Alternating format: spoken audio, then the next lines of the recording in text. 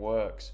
So as you can see here, we've got some stats firstly. So around 85% of Americans drink one coffee a day, which is huge. It's probably pretty similar here in Australia. A lot of my counterparts around my age will have coffee. And this bit of research here, between 2 to 9 grams, milligrams of caffeine may be effective for athletic performance, but I'll discuss that with some research in a second. But what happens?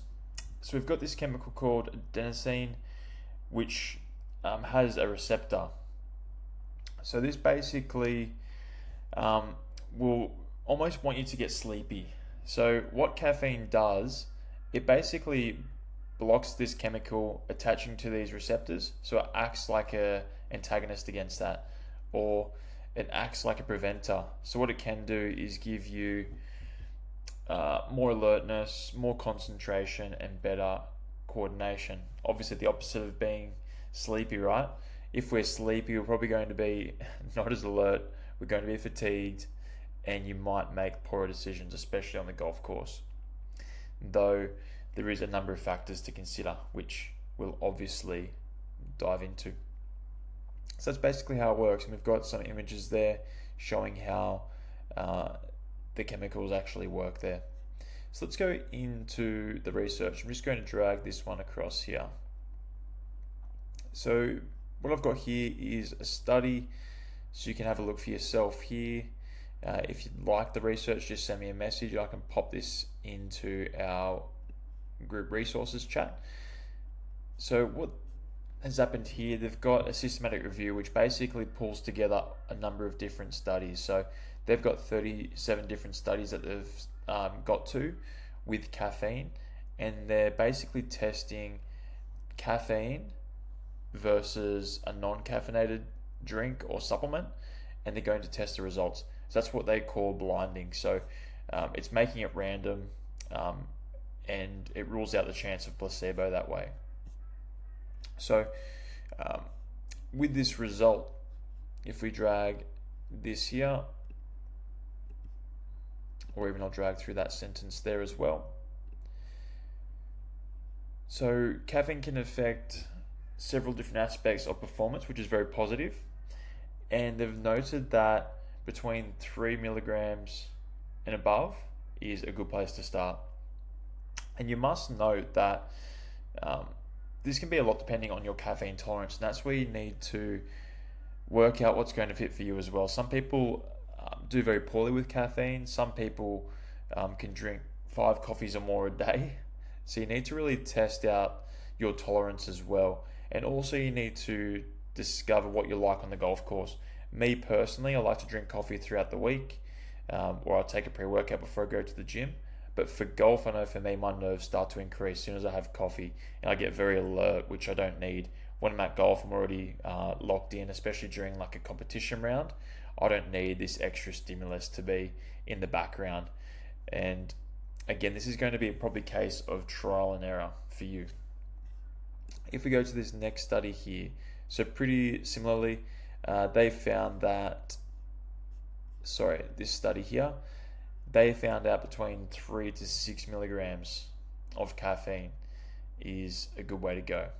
So if we're looking at this, I weigh 90 kilos, 3 times 9, 270 milligrams of caffeine, that's a decent amount.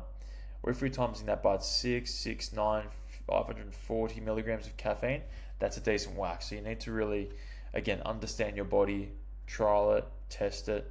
And I've had some discussions with a number of you clients over our work together, and I've asked a few of you to go without caffeine to see how you go, and even Simon, most recently, I've discussed this with you, and it seemed to have a positive impact by decreasing the amount of coffee that you have.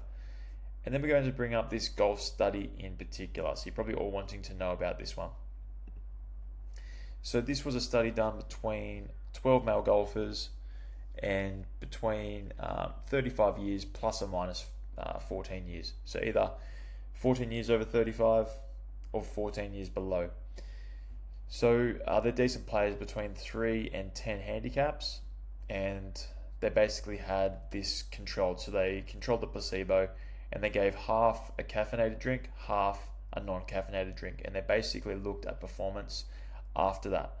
So they're looking at total score, driving distance, fairways, greens, putts, essentially the big rocks in the jar that we want to look at. They also looked at some other statistics with our physiology, heart rate, breathing rate, acceleration, posture, etc. So they've covered a fair number of metrics they're looking at, which is fantastic. And here's the interesting part. So if I highlight this here, so the group that had the caffeinated drinks, they had less fatigue over the competitive round. There was no substantial differences in heart rate, breathing rate, peak acceleration, or putting posture. So that stayed the same. But what they had was a moderate dose of 1.9 milligrams, of caffeine before, during, after the round improves golf-specific measures of performance and reduces fatigue.